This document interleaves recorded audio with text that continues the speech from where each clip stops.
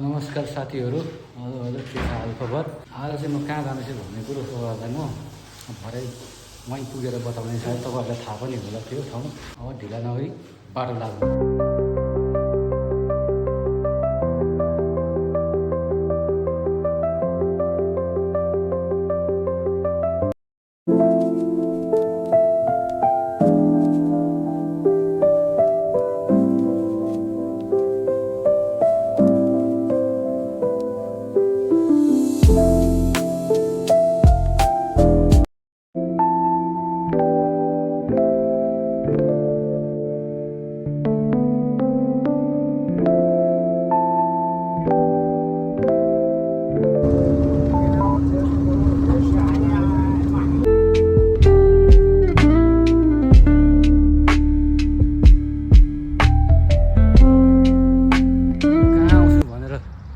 भनेर थियो तपाईँहरूलाई।